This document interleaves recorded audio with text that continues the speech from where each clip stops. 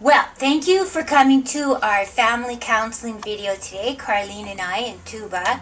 Tuba, who's refused to come in front of the camera, so I'm just going to have to tell you and you'll have to believe me.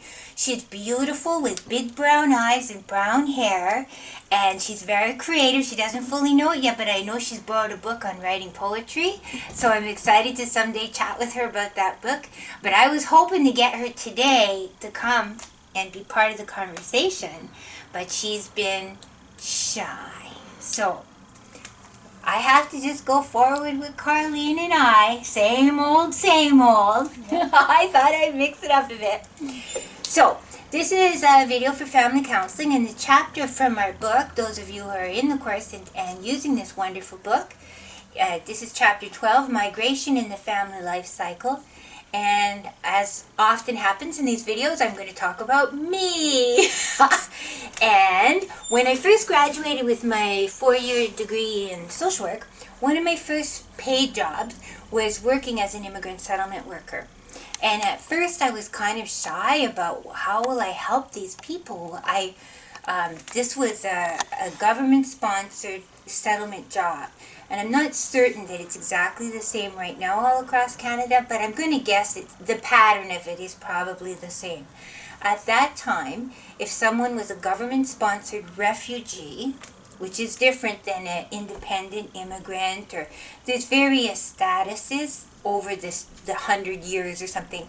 There's sometimes people have come in from a war-torn context. Sometimes they come in as a church-sponsored refugee. Sometimes they come in as a family class immigrant.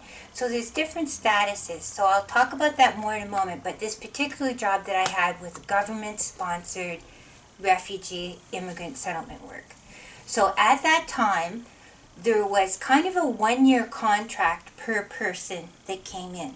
So my task, I had a little, let's say a shopping list, and I had to help people one time to get the kids to school, get everybody in the family a dentist, get them a doctor, help them find their apartment, help the father of the family disproportionately find a job, a paid job, help everybody in the family maybe take English classes if that's what they wished.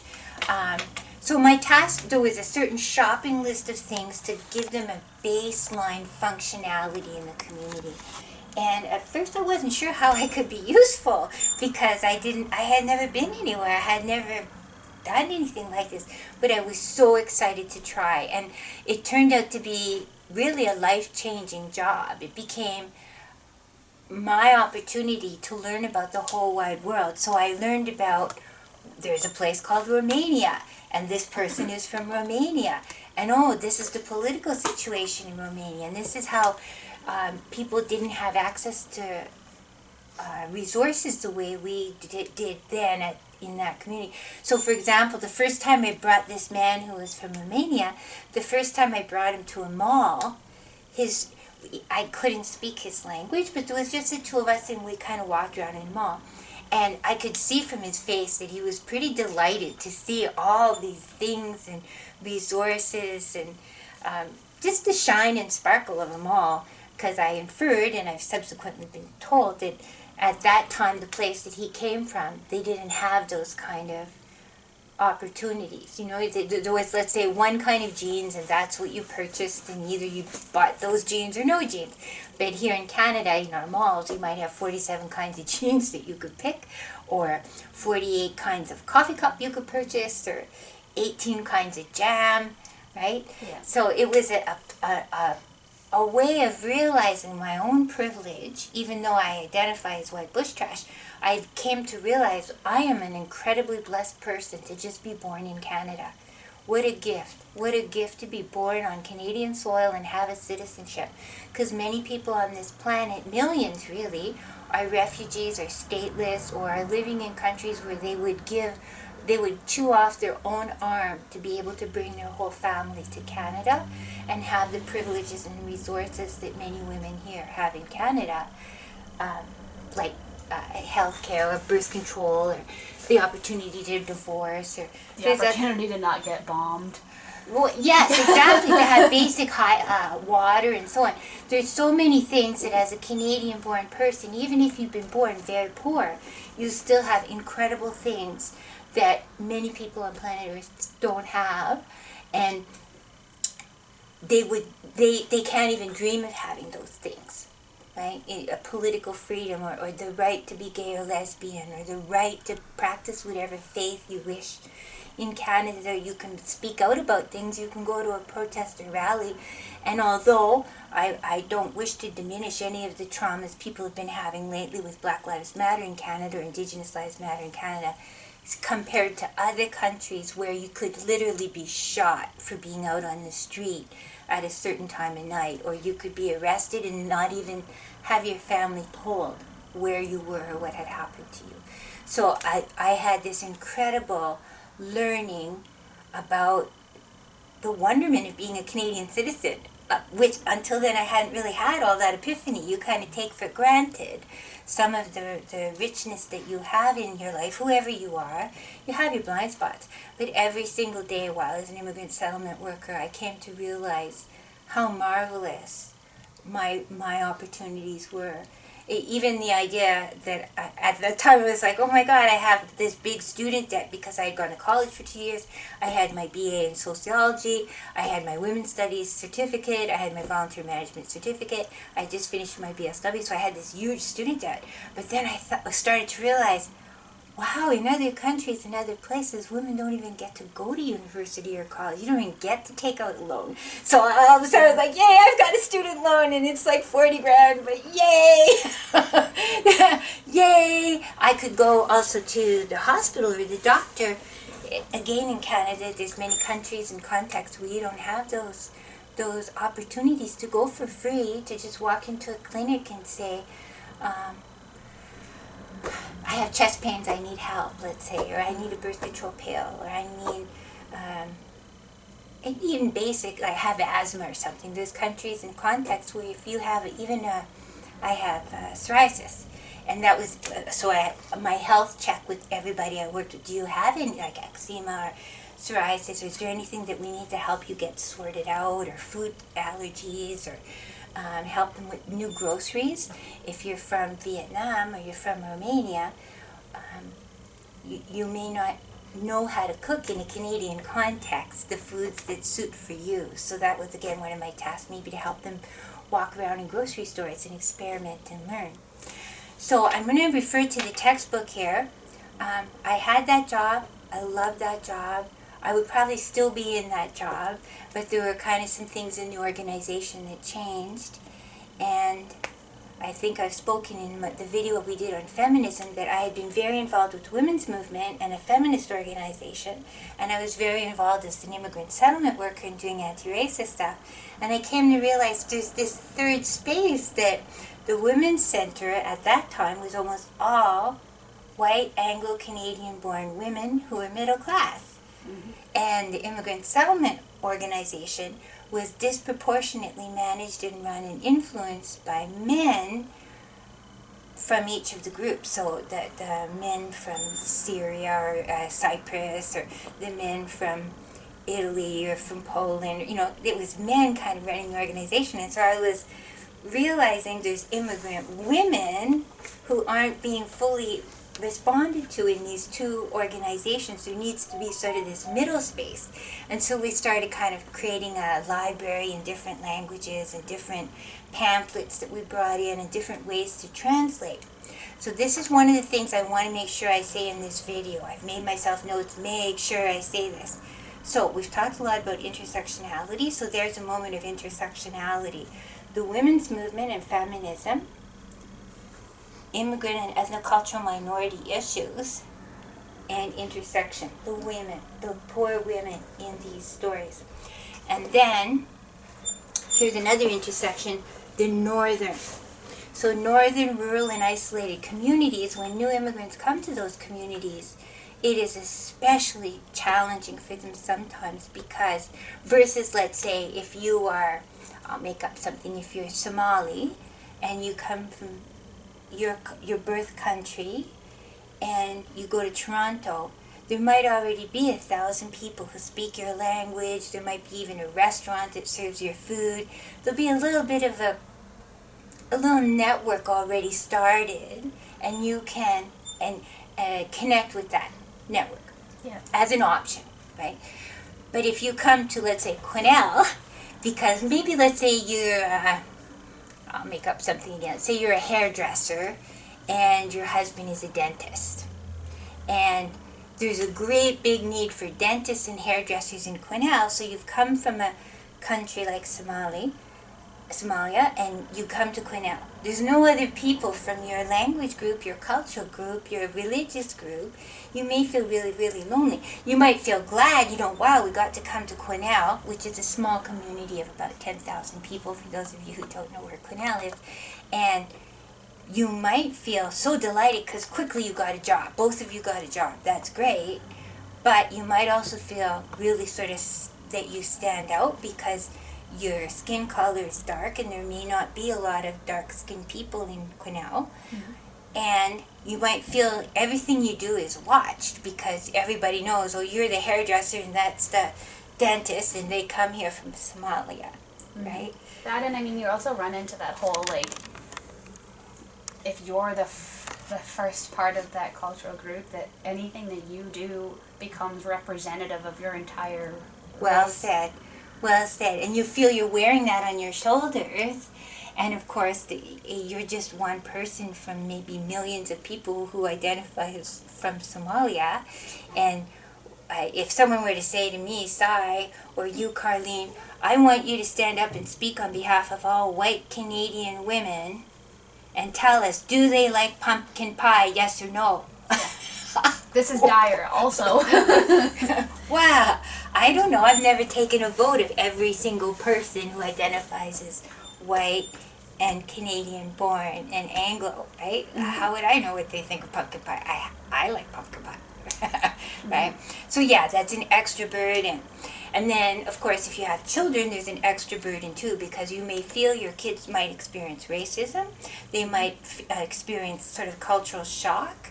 There might be a whole different way for the boy and girl, if you have two children, a boy and a girl, let's say, that the girl has been raised a certain way, to dress a certain way, to think and express herself a certain way. So not just the language issues, but all of those other displays and accoutrements of who we are as a complex human. So mom and dad might have a job, and the kids are in school, and you kind of go, yay, kids are in school, everything's going peachy-peachy. But maybe it's not in terms of some of the deeper issues. So I wanted to say, so I love that job. I ended up being very involved with that third organization that got created. I was involved with it for 10 years. I was a founding member. I ended up doing my doctoral thesis on it, feminism and anti-racism in feminist organizations. Doing the undoable somewhat well. That's a subtitle. I think that's one of the best things I've ever said. Doing the undoable somewhat well. We were all trying to do good things, but we had no money. We had no resources. We were all volunteers, and a lot of times we stumbled about. So there was a women's center and a multicultural center, and then this third group in the middle, Women Across Cultures.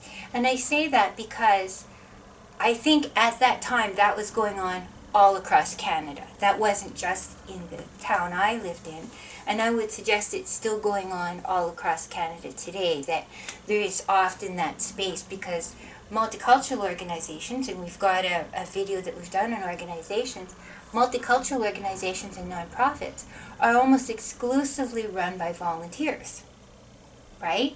Especially your board. And you always have to have a board, just like a women's center. You have to have a president, vice president, treasurer. You have to follow certain rules and documentation and processes. All those politics. All those politics. But so who is able to do that kind of work? It's often not the person who's the government-sponsored refugee who just got here 3 days ago. It's more likely to be the German immigrant who's third generation, Italian immigrant who's second generation. And it's also, there's a class divide. The people who end up being on the board of those kind of multicultural folk arts organizations, they tend to be the person who was a dentist or a doctor in Chile, or who was a nurse in the Philippines, right?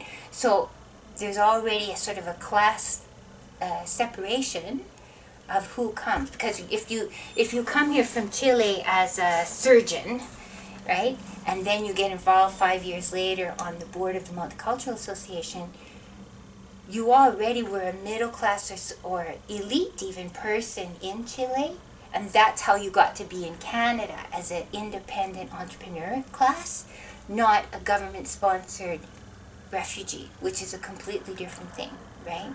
And it took me a while to kind of get that, the nuance of all of that. So ponder that when you're doing your work with different communities.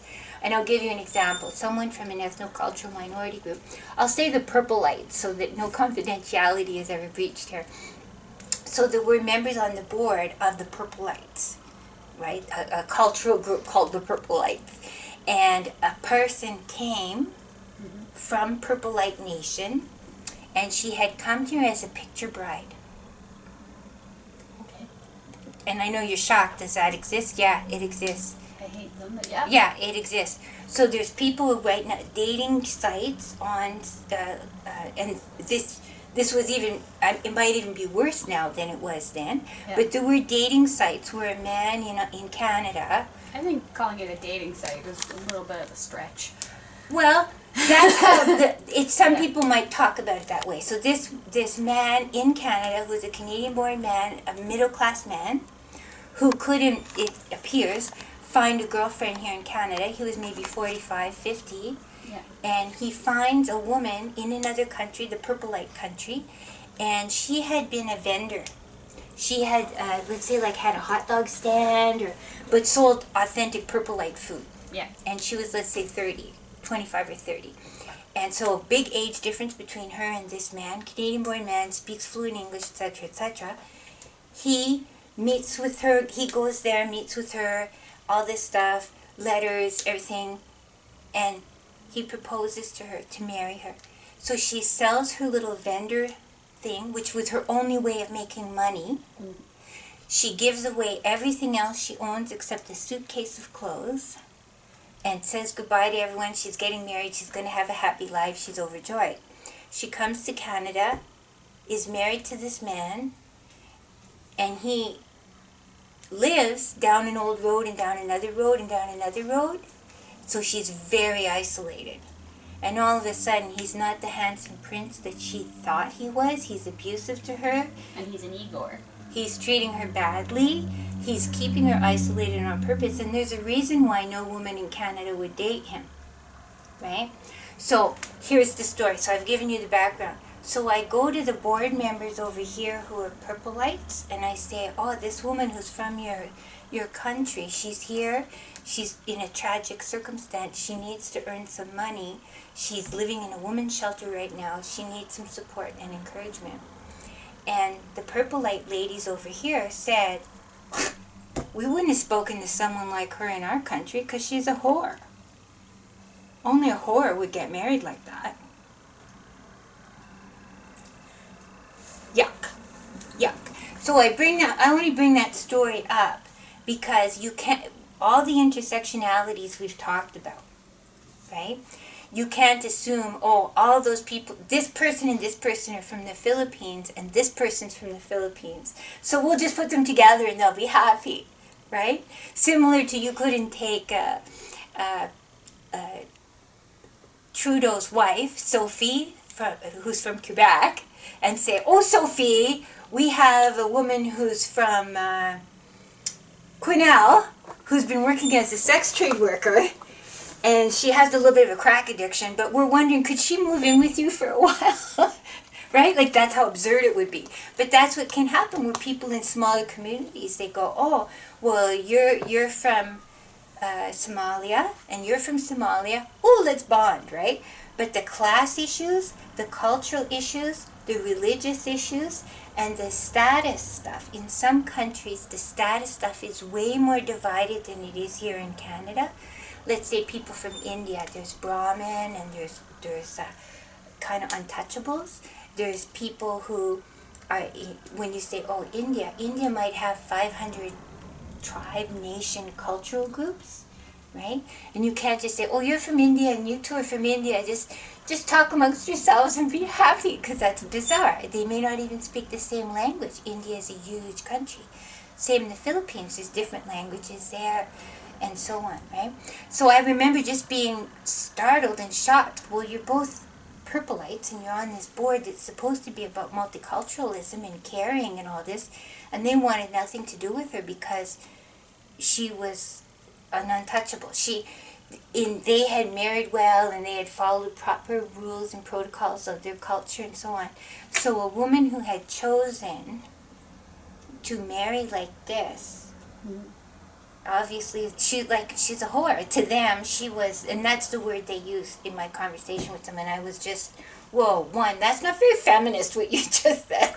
It's also not very kind, but hey, it's probably very true. She probably wouldn't want to hang out with you either because she would feel intimidated by you. So anyway, I had this woman now. Nobody else spoke her language, and I was trying to figure out how can I offer her support and encouragement. So here's one of the things I want you to get from this video. If you're doing any kind of immigrant settlement work, cross-cultural stuff, ethnocultural minority, diversity, any of this stuff where language is a barrier, do not use your local translators if you can help it. Do not use them. I would really, really encourage you always use someone from another community, because that translator on the phone or Skype or now all these amazing ways to use technology, I didn't have that 35 years ago, but don't use local people. Here's why. Because let's say you're a purpleite and you don't speak a word of English, and I bring in someone who is like these fancy ladies over here from the board, and I'm saying to you, I really care about you and I want to be on your side. And they say to her, well, given that you're a whore, it's pretty lucky that a social worker is going to help you find a house. What? Right? Because I don't know what they're saying. I don't know the translation. This person is just a volunteer often locally. And if they don't have the same training, social work training, values, ethics, understandings of feminism stuff, they might be in the translation reproducing some of the things that I'm resisting, right? The class issues and so on, right? They also, I don't know if they're going to go home and maybe, because in a small community like Quesnel, let's say if there were only 10 purpleites in Quesnel, they might go home and tell the other 9 purpleites, oh, she was telling me this is her 4th picture marriage or something, right? I don't even know what she has said to them to say to me, right? So if you're working on issues like incest, rape, wife assault, anything that could have shame, addiction, mental health issues, you do not want to be using a local translator, and your agency will try to set you up often to use a local translator because it's free and it's somebody handy. Resist it, resist it, resist it, resist it. Don't let that happen. If you're going to do that in my value system, I would say what you want to do, I came to find there was a place called the Rexdale Women's Center, and there were some other places, which would be like the way we have here in Prince George. We have Vancouver. So I had in Toronto, I was in Sudbury and that was in Toronto.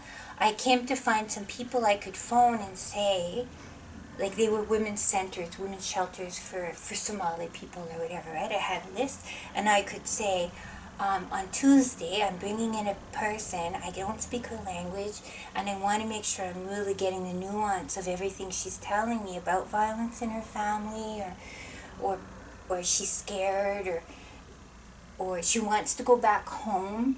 You know, like those are big decisions, and I want to make sure I'm really getting the tone and nuance of it. Having somebody set up and say, okay, on Tuesday I'm going to phone you, or now you could do a Zoom meeting or something way fancier than I had back then. And so the 3 of us could be connecting, and she is going to feel way more free because she knows this person's in Vancouver. They don't know my cousin, they don't know my uncle, they don't know where I live, anything like that. And I might even say to her, we're going to use a fake name. So the client who's here, if I could figure out a way to say to her, we're going to make up a name. So this person in Vancouver won't even know your real name. Right? Mm. It's very, very freeing to everybody involved. Imagine yourself if you went to a country where you had a husband from, I don't know, Uganda. You married someone in Uganda. You gave up everything here, so you can't go back. And if you go back and you tell your family, my husband rejected me, then I'm likely to be rejected from my family too. Right. In the purple light culture, that was going to be a shame on her, because she was no longer a virgin. She no longer had any way to earn her living because she'd sold off everything. Isn't it like, like in films, like once you're attached to a man, it's almost like you're tainted after that? That's right. So there were a lot of issues in this particular story, and it stays in my heart, as many times your first jobs, your first clients with different particular kinds of struggles will stay with you. So yeah, finding a translator outside of the community, and always assume until you find out otherwise that there are going to be class issues, even racism issues. You can't assume everybody from the purple light. There might be the purple lights deep purple and the purple lights light purple, or something that you don't even know, right? And so be conscious and be humble of all your ignorances and your blind spots. No matter how wise you are as a social worker, and how good you are as a kind, ethical person, and no matter what research you might do on the fly about, purple lights, you can Google 50 things about purple lights. Mm-hmm. Her particular life as a purple light might be different than what you researched, right? If some communities, you have a really clear demarcation. Oh, you're from that side of the railroad track, or oh, you come from even the last name. You come from here. There's certain names. The Prince family is a big family. The Felix family. There's indigenous families where there might be 300. Yeah, Erickson. Right. So if that family is known as a dignified, respectable, certain kind of family, you won't know that from Googling. Only the people from that town or city or culture will know those kind of details that have consequence. So reflect on all that. So, sorry, do you mind if I? Oh, yeah. Okay, so if you said that they're supposed to resist at their agency, but say for example you're trying to make a case to your agency, what exactly would you bring up if you were going to resist their wanting to use a local translator? What case would you give them? Well, I tell this kind of story, and I would say, I am a registered social worker. I must protect the confidentiality of all of my clients. I am legally bound to do that. I am legally bound to give the best practice possible to my clients. And some communities now, with Skype and Zoom and all this, they may do that all the time anyway. Mm-hmm. I would hope that they would. But sometimes on the fly, I think we've all heard stories of in a hospital, let's say, because a hospital can't have necessarily 55 different languages available at all times, 24/7. And so somebody comes in, and maybe the woman is coming in to her arm is broken, right? Well, is her arm broken because her husband threw her down the stairs? Or is her arm broken because she was chasing her kid and she beats her kid and she fell? Or is her arm broken because she was drunk out of her mind and fell down a flight of stairs? Or is her arm broken just because she was doing some really innovative carpentry and she was up on a ladder and she fell, right? Yeah, so all of those have very different consequences. Oh, very different for the social work story of how it's unfolding. And this might be, if it is a story of addiction or abuse, or she's an abuser, this might be the only time where there's a chance, a window of opportunity to offer some new information to that family in some new ways, right? Especially because, as they talk about here in the book, and as we all know, some cultures and some contexts, the role of women is very different than in the wide open Canadian way for women to be, right? So they talk about this in here. The multidimensional, ecological, and comparative approach provides an opportunity an orientation to the conceptual and practice topics involved in understanding immigrant life cycles, right? So one of the first things is, so we're going to go back to just understanding the family. So not a crisis in a hospital or something like that, but trying to understand the whole family. One, ask yourself and ask them, how did this person get to be here? And at different levels, how were they? Like, where do they meet and how did you get there, and by navigating those? Right, so you've got it, which seems like pretty straightforward, but it's actually many times people who've been refugees or immigrants, they may have, let's say, they've gone from let's say, I'll make up something, from Syria, and there was an open door for them in Poland, and then they were there for 6 months, and then they went to Chicago, and then from Chicago they ended up in Vancouver, and then they ended up here, right? So you can't assume, oh, they're from Somalia, and then they're here. Sometimes there's a very complex refugee journey of how they kind of did this and got here and got there. So explore that. If it's an immigrant family who's not refugee, who came through some other way, like the dentist and the hairdresser story, Tukwina, that I made up. Mm-hmm. So ask, who made the decisions? How were the decisions made to come here? And many times, again, knowing what we know about the world as a patriarchal place, many times it's the man's job or the man's decision. So the husband or the father, the patriarch of the family says, I've had enough of this community, I want to have more opportunities, and I want us to move to Quesnel, because I could be a dentist in Quesnel. And there's too many dentists in this town, or whatever. So the wife may feel, well, I don't want to move to Quesnel. I don't want to lose all my family and relatives and the food that I'm used to in my house and my cat, my dog, my 4 sheep in the yard or whatever. But she has to do what her husband insists on doing, right? So she may have some resistance inside her, some sadness and grief. Or resentment. So to explore that, how did you end up being here? Were there any twists and turns in the journey to get here? And how do you feel now about being here? For each family member, and it might be a completely different answer you're going to get from the 12-year-old girl, the 14-year-old boy, the mom, the dad. You might get 4 completely different answers of how they feel about being here in Quesnel. And being 4 individual people, that's completely understandable. Oh, for sure. Now, the other thing that is, so figuring that out is important. The next thing then is all the, often these stories are very different than some other social work stories, families. They're short-term and long-term.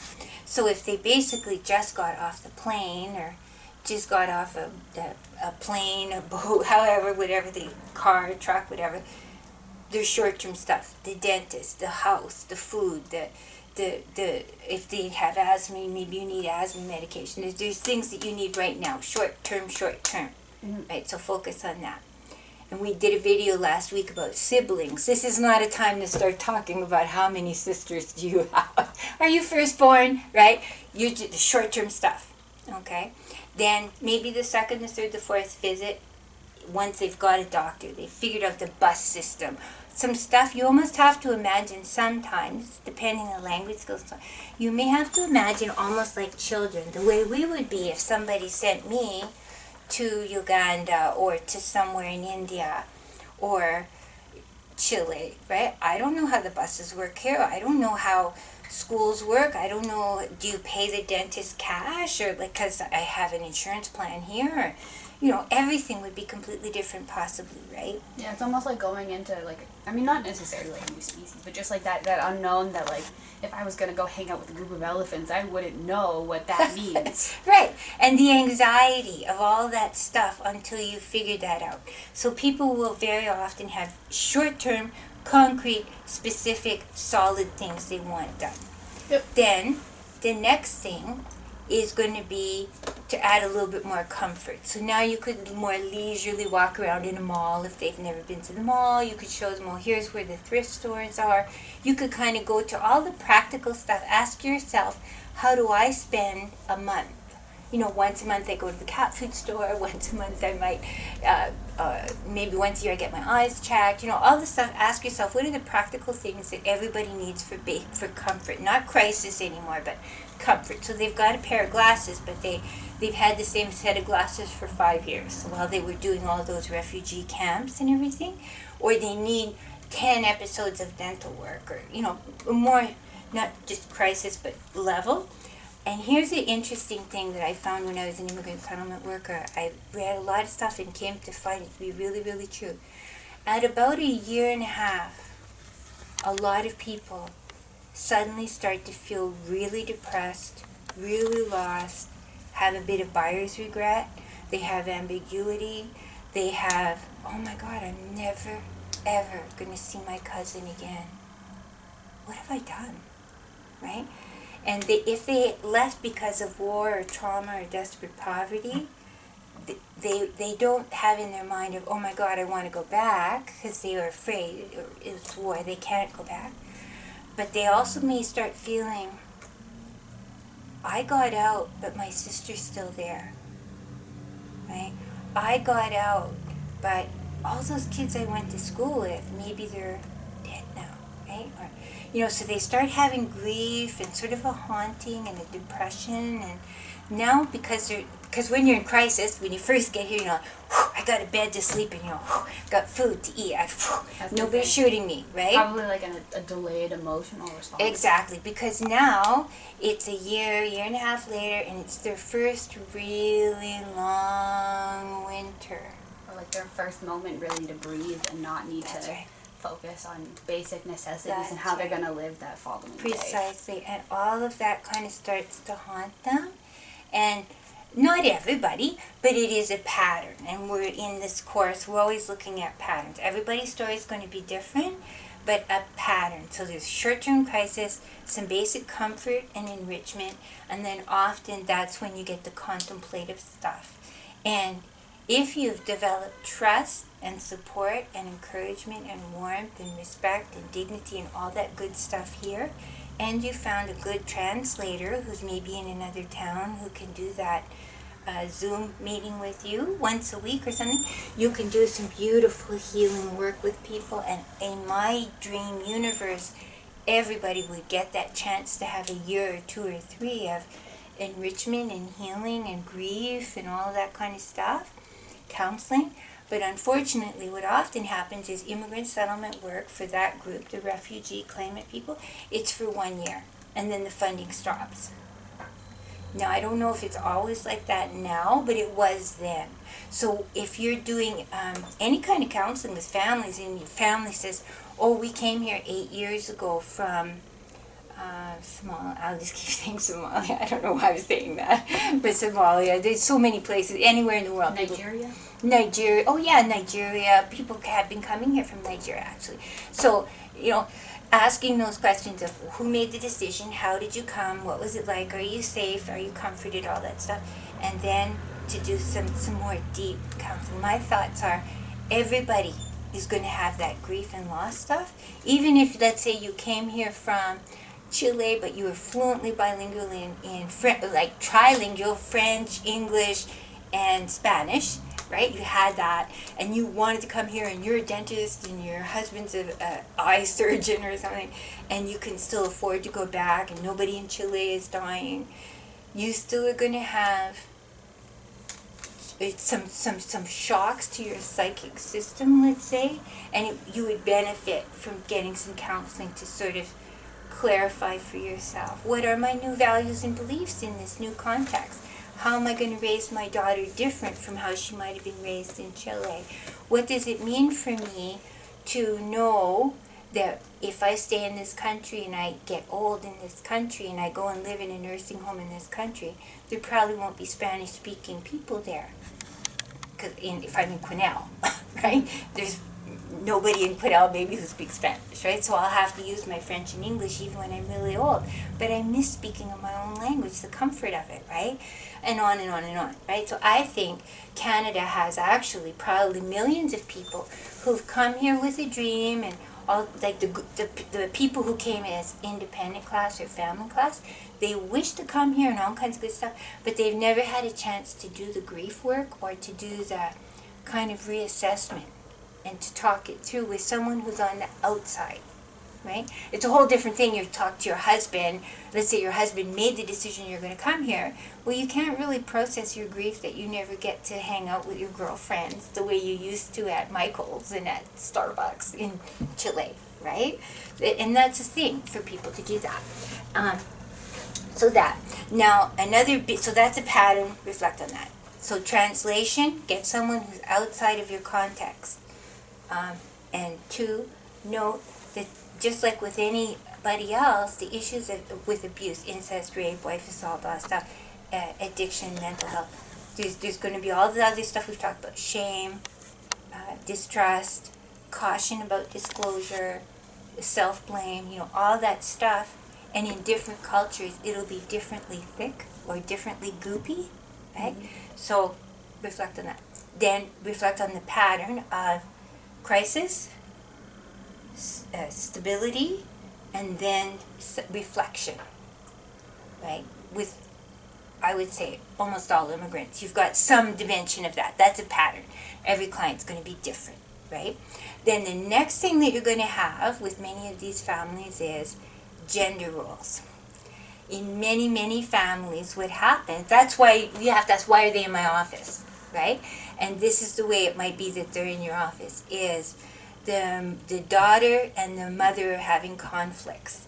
The daughter and the dad are having conflicts. Because in many cultures, that as the girl turns 13, 14, 15, 16, in all cultures, it's a normal aspect of human development, as we've seen. There's the separation. Children, boys or girls, go like 8, 12, 13, 15, 17. There's always that kind of, the next generation growing their wings and deciding who they want to be, how they want to be, who they want to love, what they want to do for their career, how they want to live their life, their core values and beliefs. Completely normal pattern. Where it gets more painful here is if it is a family who's come here from Afghanistan, or a family who's come from Nigeria, or a family that's come from, let's say, somewhere in India, where there's very strong beliefs about who you can marry, who you should marry, who you should never date, when you should have sex, a lot of things around homophobia, coming out issues, that in some cultures, from my understanding in Nigeria, there are some people who would be prepared to kill you if you come out as a lesbian, right? There's also some issues in some cultures about the father or the brother must keep the girls in check. So you're versus in white trash, right? My brothers weren't supposed to control my every move, right? The only time that might even come up in our, I'll say, white bush trash culture is, that if somebody beat me up, sometimes your brother is supposed to now go beat him up. In the my brother would schoolyard. have joined him. In the schoolyard, there's some of that kind of stuff. But in some cultures, there's very strong beliefs around honor and about the family's dignity and respect. And the girl child, the girl youth, is often seen as emblematic of the values of the family. So if the 15-year-old girl is having sex with different boys at school, the brother is supposed to put her in check and contain her, and the family might feel ashamed of that. Again, in white bush trash families, it's kind of just don't get pregnant. Here's some pills, right? Don't get HIV. Like there's stuff like that. But in some families, just even the hint of she was alone with this boy for a whole evening, that could cause conflict in a family if the girl was 14, 15, 16, right? We know that in some families, some cultures, there's still a belief that the parents will have a strong influence on picking your future spouse for you. I know that's shocking, but still in Canada that happens, right? That in some, from my understanding, in some Indo-Canadian families, it's still pretty common for the parents to pressure the girl. We found 3 different boys you could marry. One's a dentist, one's a doctor, one's an optometrist. There, one of those three, pick, pick, pick. And she feels really pressured that she has to do it, right? So we have to explore with each family what are some of those beliefs and values around gender role. And here's where things can get difficult. I have 2 videos that I show if we were doing this in my previous world, like last year. I have a video where it's an immigrant family. In one of the videos, it's an immigrant family. The father is, I can't remember, but from Serbia. You know, in Serbia where there was a war and so on, and then they left Serbia. The father, 2 daughters, the mother, and a son. And they were Muslim from Serbia. And they came to America. But it's the same, it's a movie, but it's a very good movie. And it's called Broken English, if anybody can find it. It's really, really a potent, moving kind of thing. But the daughter, who's a good daughter, and she's working, and they have a restaurant, I think. And so she's working in the restaurant, and the parents, and everybody, the strong work ethic, the strong family, building a future. And the daughter, who at this point, to my eyes, I think is about 17, 18, 19. And she falls in love with someone who works in the restaurant, right? And it's a cook in the restaurant, and he's black, right? Oh, no. And he's not Muslim, right? So she has to kind of sneak around to date this guy, and then here's how it comes up in the family. She's pregnant. The father kind of loses his mind. One, she's been sneaking around, and she's not supposed to be having sex till she's married. 2, she's been sneaking around with someone from his restaurant who's a cook. He wanted her to marry up, not a cook. Yeah, if that's the case, we're marrying the owner. Yeah, right, exactly. And he's black, and she's pregnant, right? So these are all individual issues, and they just compound in. Yeah, so the father literally in this movie, he's so furious, he locks her in her bedroom. She's 18, 19, right? She's an adult and she's pregnant now. And he locks her in the bedroom and he literally puts a board over the door, right? Which we watch that and we think, well, that's so bizarre. That would never happen in real life. But things like this can happen in real life. The father's so mad. He's also feeling helpless. We have to realize the father often in these kind of stories, just as a pattern, both of the parents, they often feel we made all these sacrifices and came to this country so that our children could have a better and more beautiful life. And now she's going to have a baby with a guy who's a cook, like a greasy spoon cook, and he's black. And the father even makes a comment at one point about having the black bastard baby, so the father's also very racist. So the girl has the black man that she's in love with is he's not Muslim either, right? So there's a religious difference. There's a whole bunch of differences, and the movie goes on, and it kind of ends after all these twists and turns. It ends with the daughter and her husband-to-be. They love each other. They're good. And you kind of get the sense they're leaving because there's been an actual physical fight between the dad and the boyfriend, right? And although we would hope that not all of our clients would have this kind of drama, it's not unimaginable that a father would be hateful towards a person that their children has chosen, where the dream is you're going to marry up. The dream is you're going to marry from our faith. The dream is you're going to marry our skin color. A dream is you're going to marry someone who's also an exile from Serbia. Because there was a Serbian community where they had moved. So you felt that from the parents, right? So the pattern, we would want to help people with this and to help the parents let go of, because in a way the parents are radical adventurous, right? If they came from Serbia to Quesnel, right? Remind the parents, hey, let's reframe this. So you're radical adventurous. You're someone who broke 100 rules. You don't live the way you did in your little village in Serbia anymore. You're here in this modern world. You made some big brave choices to start a new life. Wow. Cool on you, right? Look at this. Your daughter is brave like you.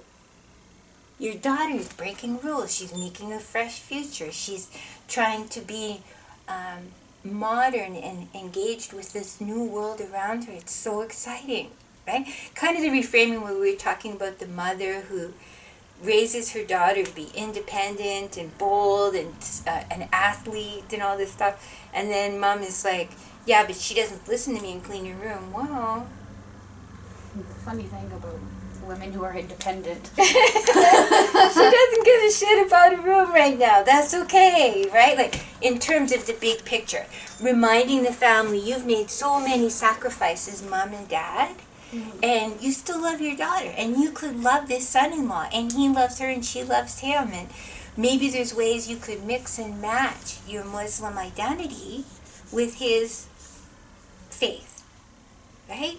There's ways we can figure this out. But if your daughter and your son-in-law, if they leave and never come back, all the sacrifices you've made, you've just trashed them. You've made the choice to throw that all away by refusing to adapt to her new world. You've raised her here, right?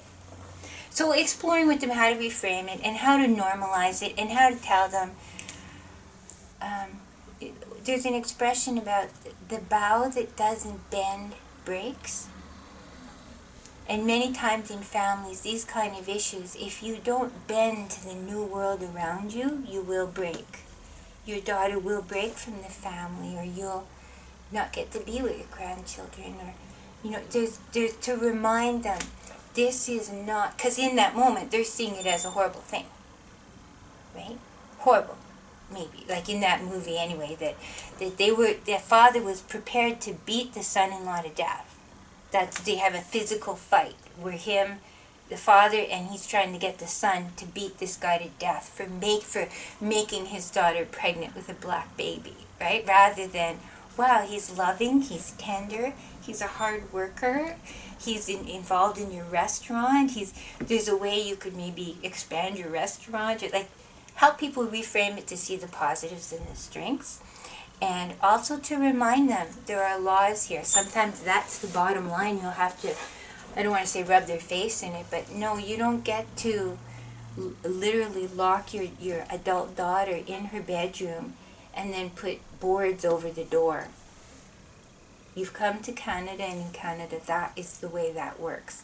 No, you don't get to punch your wife in the face when she doesn't listen to you. No, you don't get to take a leather belt to your 5-year-old child and beat them because they refuse to follow your food practices. Or, you know, some of these things in other countries, other cultures. Stoning, not okay. Well, that wouldn't happen here so much, but there are some people from other cultures and contexts and classes, when they come here, they may be trying to bring things from their old world, and our task has to, don't white knuckle that stuff from another time and place. You have to let some of it go. If you don't, your knuckles will get broken, i.e., you'll have nothing but grief between you and your kids. You'll have nothing but difficulty and tension. And also some of this stuff is against the law. And we've seen in the social work with victims of abuse course, we could bring that part in here now to the family course. There's been a story of a family in, I think, outside of Toronto, where the husband came here with a wife, and he had a second wife, and they had daughters, and then the first wife and the husband eventually actually murdered the daughters. We have another case here in BC where a father murdered his daughter because she was not obeying him. And like, these things happen in all cultures where fathers beat their kids, right? But this is a part of the pattern, is that the control and authority and containment and values and beliefs from the old context may not fit anymore here. And the father, mother, grandma, grandpa have to reflect on that. One other piece that I want to talk about before we let this chapter go is We talk about the parentification of the child in social work, and we talked about that in the context of class, often in somewhat dysfunctional families, but also families where there's a lot going on. So let's say mom works a 40-hour week, dad works a 40-hour week. Let's say there's 3-4 kids in the family. Often the firstborn girl and the firstborn boy will be expected to do all the laundry, the dishes, the cooking, the cleaning, and so on. And fair enough, and that's part of that culture, and there's a lot of assets that actually come from that. People can make decisions, manage their time, they have a work ethic. You know, I often feel grateful that I was a parentified child, but here's where it can become even more troublesome is sometimes the firstborn or the older boy or girl in a family, because young people, one of the miracles of our species is if you have a kid who comes here from, I don't want to say Romania, I'll say Nigeria, some country where they speak a different language. So maybe they spoke French and now they're going to be here. The little kids learn the language really, really fast, right? It's astonishing. A 5, 8, 10-year-old kid can pick up the new language brilliantly. They also, because they're out there in the world with 20 other kids every day in their math class and 20 different kids in their English class, they often pick up the cultural nuances really quickly.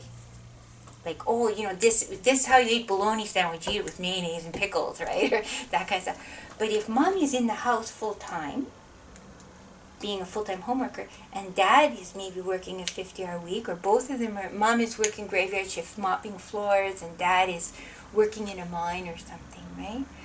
What can happen is the kid is 14, the kid speaks 2 languages completely fluently, the kid knows how the buses work, the kid knows, oh, where the mall is and how this goes and how that, they're like, right?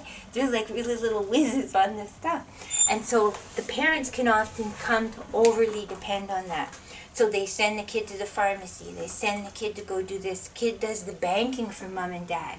Kid knows how to make the deposit and to use the credit cards and use the phone. Yeah, if you go to appointments, they're the translator. They're the translator, exactly. So what can get uncomfortable and unhealthy and out of balance is, so let's say this 15-year-old girl has been doing translation and all this stuff, and they're expecting her to be an independent adult. And then later they say, we don't want you dating boys. No, we want you to come home from school at 4 o'clock. No, we want you to do this. And she's like, well, wait a minute. Over here you're expecting me to be a fully independent adult person, and then over here you're treating me like an 8-year-old. So there's this, right? And also it can be tiresome for the firstborn boy or girl or both, or to, you know, like, wait a minute, Dad, I go to school full time and I'm also working 2 nights a week at the corner store, and I want to make new friends in this culture in this time, and all my friends, they don't work so hard all the time, they go ride their bikes and they still want to be kids. But mom and dad are saying, no, you have to come with me to the pharmacy, you have to come with me to the driver's license place, or the bank. The bank. So sometimes there's that weird thing, and we have to find a way that mom and dad can learn those skills themselves, or bring somebody else into the family to help. Like, is there a cousin, or is there a social worker from the Multicultural Association, or is there a way we could make some of these things quicker, easier, lighter? Like maybe say to the pharmacist, hey, can you just deliver the prescriptions once a month? Right? Instead of the kid going to pick them up, maybe they could be delivered. There's strategies, one problem at a time, that we could sort out. Automatic bank, like all the bills automatically come on the account, rather than the kid figuring that out with dad over, supper every second Friday or something. Budgeting, you're a little kid. Your little kid should be doing budgeting. So reflecting on that with the kids and with the parents, and this could be sort of a one little problem at a time, very practical and very concrete and specific. So let's take just this one example of banking. How could we do this differently, that the kid doesn't feel that he's doing something he doesn't want to do, and that's maybe not age appropriate? And how can mom and dad still get those needs or tasks done? And also reminding them, like any of us, here I am, a social worker for 195 years, and I've been in Canada all 195 years. I don't always necessarily know what is age appropriate, right? Like, between a 12-year-old and a 13-year-old and a 15-year-old, I'm not always sure. Like, and of course the kid will say, well, none of my friends have to do laundry. Because, right, they're going to want to icky things. They will say, no, my friends don't do that. But then you maybe learn, oh, yeah, every kid has some responsibilities at home. They all have chores. Maybe their chores are different than your chores. So some of those, they seem like small issues, but a family can end up fighting a lot over things like, who's doing all the laundry or who has to do dishes every night. It can be surprising the bitterness that can come from those kind of day-to-day things. And sometimes you can re-inflame hope, positivity, trust, and togetherness in a family by redistributing those. And also rupturing the whole gender thing. If it's been, oh, well, she's the girl, she has to do all the laundry. No, here in Canada, the way it works is everybody can do laundry. Right? Everybody could rake the leaves or take out the garbage or fix the car. So some of that stuff the family may have to really reassess, and this would be in like year 2, right? Not day 1. You don't want to explode them with too much challenge, but there's a lot there to explore. The textbook is wonderful. It gives you some case study examples.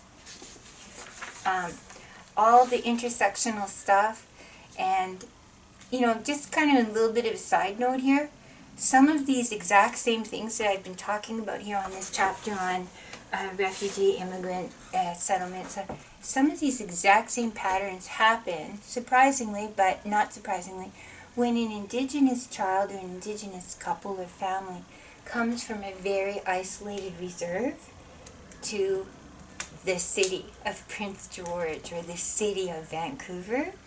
They may have the same, how do you do this? How does it, so this place, this pizza place, how does this work? Or how do we use the bus system in Vancouver? Again, don't assume. That replication of the same experience at like residential schools. Right, exactly. And in the sense of, as someone who came from a rural community, I remember, I know you'll laugh at this because you're like so modern. I remember the first time being in a building where there was big elevators, right? Like I was about, 20, 19, and it was in Toronto. Because in Sudbury, the tallest building was like, 5 stories, 8 stories, right?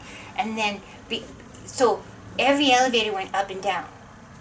But in this building that I was in Toronto, there was like the fast elevator that did the top 10. Like it went from, let's say, 0 to 20, 21, 22. You following me? Mm-hmm. And I was just completely astonished and baffled and like, this is so weird. I still have bad dreams sometimes of stuff like this where I didn't understand why are there like 5 elevators. Do you know what I mean? If in big cities they have that, it's a very common thing. Mm-hmm. And the same until I was 41, I had never been on the SkyTrain in Vancouver. I don't even know why they call it the SkyTrain. That was like, it's a train in the sky, like which floats, like what, right? Yeah. And Ken took me on, told me how to use the little tickets, and you put your card in and all this stuff. And then it was not until when I was doing my, you're going to laugh so hard at this, I'm pitiful. When I was doing my Vancouver art therapy training, it was the first time in my life I had to figure out the whole SkyTrain thing all by myself. And I literally was phoning Ken and saying, okay, I'm at this spot now, and I did click, and this. Okay, what do I do next? Because I had never been by myself. We'd done it lots of times, but he always did everything, and he bought tickets and everything. Mm. And I was like, oh, look at me, I'm so grown up, right? And I'm a smart person, I can figure stuff out. But remember, when someone comes, they can be brilliant in a million ways, but they may be embarrassed or ashamed to say to you, I don't understand how these elevators work, or I don't understand how taxis work, or Uber, or the bus, or the bus shuttle. From the plane to the hotel, I had often been taking taxis. And then I found out there's a free shuttle from the hotel, from the plane. You get off the plane, and if you go, let's say I was going to, I don't know, the Old English Hotel or something, there'll be a bus, a shuttle bus that says Old English Hotel, and you can get on there for free. No one told me till Ken told me. I was 45 years old. There's things like that that people will feel shy to ask about, right? So try to always imagine both, they might be like little children and be really brilliant all at the same time, everybody in the family, and the whole sort of power and resource thing. That's in a nutshell, you could say. Whatever the power and resource access profile of that family was back then, now it might be very different. And it's going to take some nudging and niggling and little bits to get it to a place that could be really happy and wholesome for everyone, and that will give them success in a Canadian context. It's also beautiful work. I felt love for all the clients. I felt excitement for their new lives. I felt a wonderment that I got to, in an average day, I might have met someone or talked to someone who was from Vietnam, someone who was from France, someone from Italy, someone from Romania, Iraq. There had been a war in Iraq at that time, and there was a whole bunch of young men who came, and just like to learn about the world by helping them learn about this world that I'm in. Because I know I'll never get to go to Iraq, I'll never go to Curacao or Venezuela, I know that's not going to happen for me, but through their eyes and through their stories and their pictures and so on, it was really, really lovely. That's kind of like how if you want to learn something better, you're supposed to explain it to someone who doesn't know. Yeah. Because then you have to know it well enough to be able to explain it. Exactly. And I came to know myself as a Canadian, as a citizen of a nation. So when I look at the news, I think, oh, that policy, how will that impact on immigrant people? How will that for newcomers, I think about things completely differently. So if you get a chance to volunteer with an immigrant multicultural association, or you get a chance to get a job as an immigrant settlement worker or anything like that, take it, even for a year or two. You really will become so much, I think, so much more wide. I feel wide after that experience, and very grateful for it all. So thank you for this chapter, and Carlene and Tuba and Steven Spielberg and the whole wide world. Yes, thank you. Happy Friday. Happy Friday.